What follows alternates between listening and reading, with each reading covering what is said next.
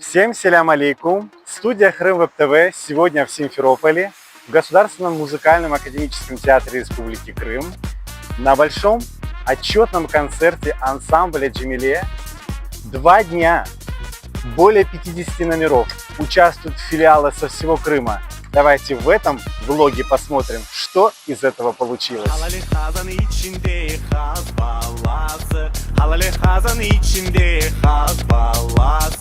Kızını baştan çıkargan o zanası, kızını baştan çıkargan o zanası.